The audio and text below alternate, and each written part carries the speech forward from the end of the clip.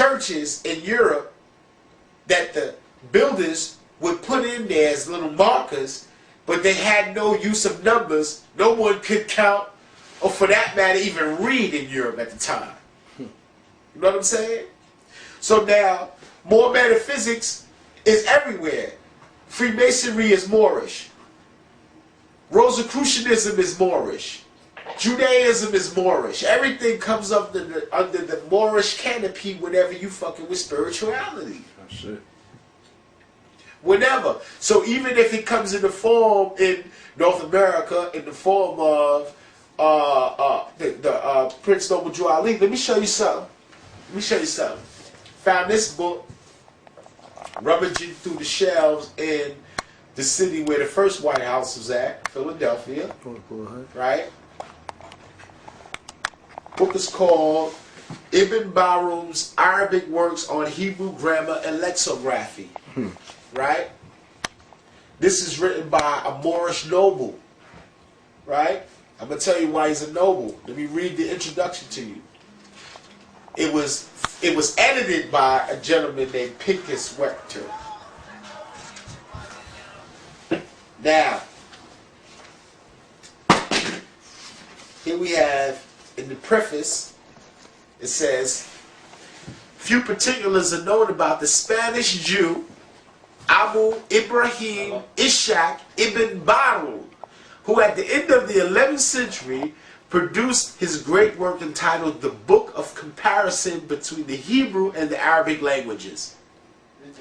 Scattered references to him in the writings of his distinguished contemporaries, Moses ibn Ezra, the noted grammarian and poet, and Judah Halevi, acclaim him as a scholar of great erudition, address him as Prince,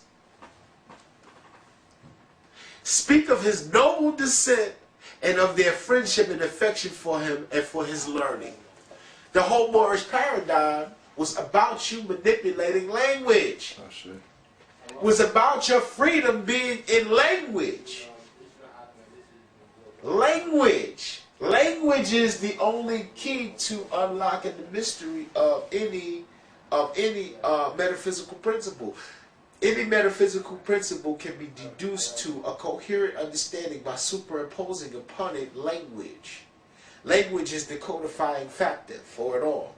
So now here we have in the Rosicrucianism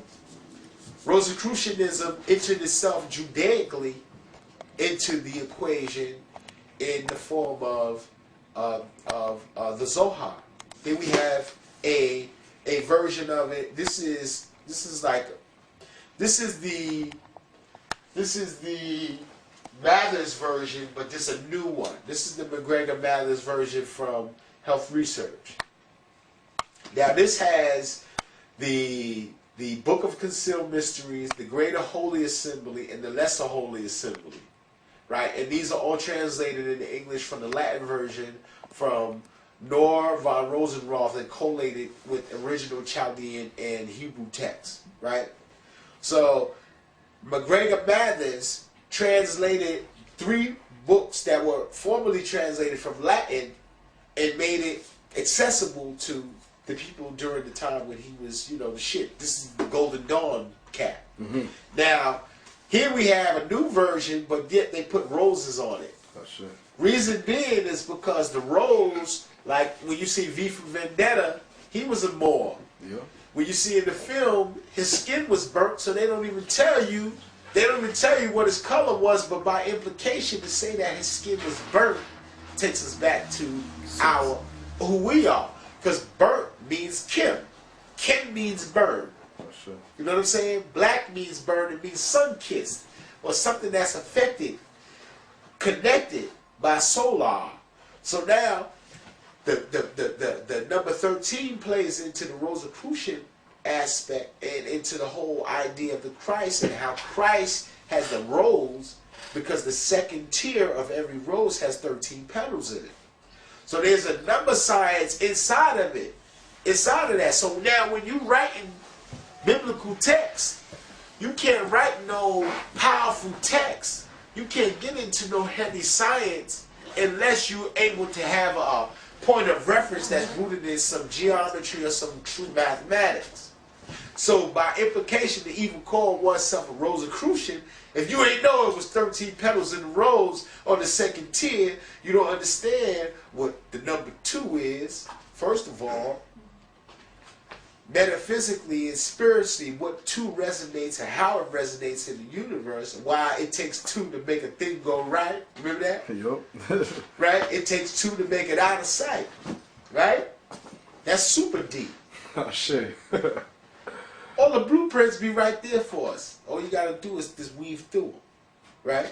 So now, here we have, out of the Rosicrucian philosophy, we got, inside of the Rosicrucian story, they got 3 major texts that manifestos, which are to be the official canons for what Rosicrucianism entails. And inside the story is about a woman who, they have, one of the stories is about a woman who has some land, and the people that's coming to take the land, the Rosencreutz, who's supposed to be this like legend and hero of the story, is protecting the woman's land from the Moors. See? They took your story, flipped and bounced your story, and made themselves you in the story, and made you some non-entity. And this is what's going on now. Look at us. We follow them as they follow us. We following them. I'm not talking about us in the room, because we celestial. We ain't even from this planet. That's right. We here doing the work because we come here like a meteor with information from a whole nother stellar configuration, codifying this existence, and the shit that we saying now is not even relevant to these niggas, and it ain't even scary to me. And I don't care that they don't care, or they don't know, or they don't give a damn. I don't care, because we setting the template up for the future. The stuff that we doing now is giving them freedom for the future. The babies. See?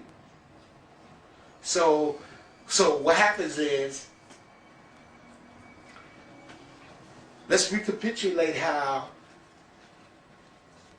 there is no metaphysics without the Moorish paradigm.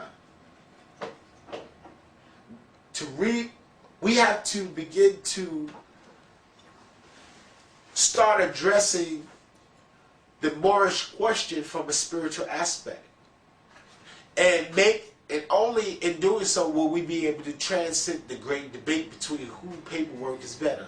Oh, shit. Break that down, bro. Everybody got better paperwork than this one. This one, Moorish science ain't like that one. This one got this one locked up. That one cost this. That one do that. All that is irrelevant in the grand scheme, because we all on death ground. They're not going to come on the last day and say, what you a Noble Drew Ali Moor, what you a Mexican Moor, well, you line up there, we killing these Moors, and you Moors can live and all that. The concept is to die. The whole reason for living is to set up for the death date. This whole shit is the eschatological experience. Your whole purpose of living is just to die, because that's the only thing that's definite. Now, I'm taking it out the nebulous like no one ever really dies shit. I'm talking about this husk that you so love to aggrandize and call yourself.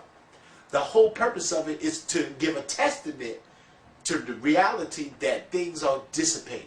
You know what I'm saying? So who want to die under their terms? You know what I'm saying? Oh, shit.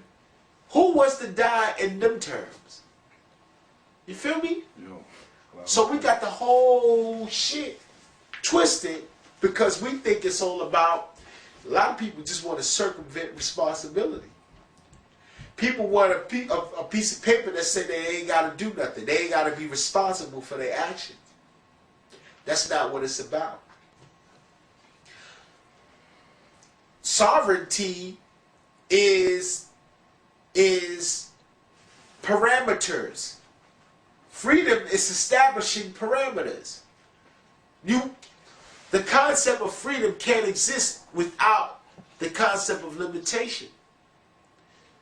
The reason why the nickname for the 10th Sephiroth, or the tree of life, which is the kingdom, Malkut, is sovereignty. Because Malkut also means sovereignty, but it also equals the third perfect number in existence, which is 496. 496 is the third perfect number in the universe, meaning it's the third of the only numbers so far that can be equally distributed into itself in equal units. See? Perfect number like 6, 28, and 496. 6, the first number, first amount of letters in the whole Torah. The first word has 6, right? 28, it has 28 letters in the whole verse, right? And it's all speaking about the kingdom.